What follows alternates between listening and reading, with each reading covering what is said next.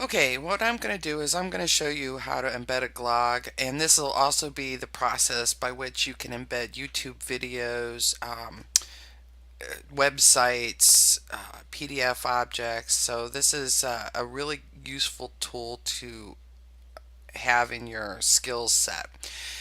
So to embed anything into your web discussion board or Blackboard discussion board or your journals or your blogs or your assignments, as you are already familiar with, there is a ribbon that has a series of functions available for working in this text box. So you want to make sure that you have your glog up on the dashboard or your YouTube video. So, you can embed any kind of a YouTube video as well. And um, YouTube and Glogster offer really easy, quick grab of embed code, it's called. This is HTML code that you embed in the source, and I'll get to that in a second, to create a visual effect on a web page. So in this situation, I want to go grab that code. So I'm going to click on this embed this glog link, and it gives me three options of embedding code. I can get the full size glog, which for discussion board purposes is way too big. It's a 1300 by 960 millimeter. And then you have your blog size glog, which is something that you would post on, a glog or a journal entry on a web page. And then you have a feed size glog, which is the code that you might grab for a Twitter feed or a news feed that you are going to post to a website. In this situation, we're going to just grab this blog size glog, and you are going to have to make some adjustments to it, and I'll show you how to do that in a second.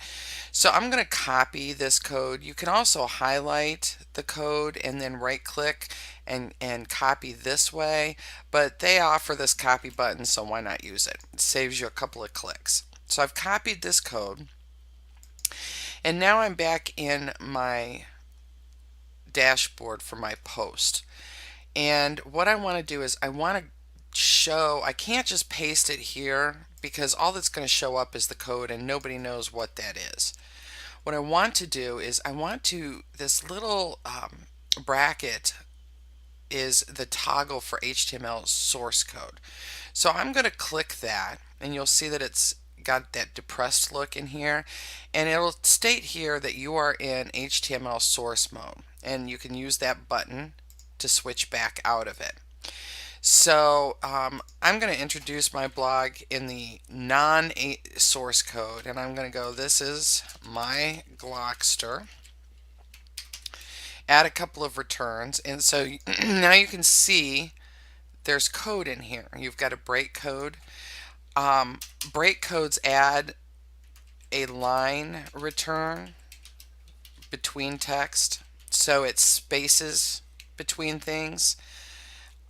So that's a good thing. When something just doesn't look quite right and you don't like the formatting, you can go to the end of the paragraph and add that break code.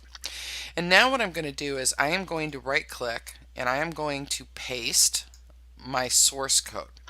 Now, if you just toggle this, you're not going to see your glog. It's not going to appear properly on your post.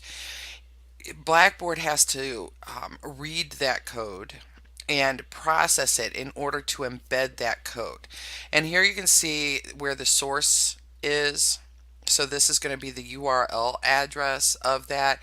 It gives a height and a width, and you need to pay attention to the height and width, because if you don't like the way that image or picture or video looks, you may have to adjust the height and width a little bit to make it kind of visually pretty on the web page.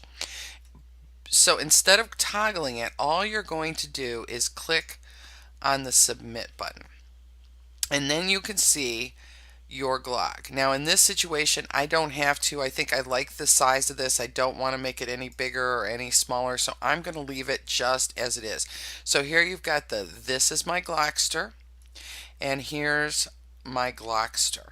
And that is how easy it is to embed a Glogster poster into your discussion board.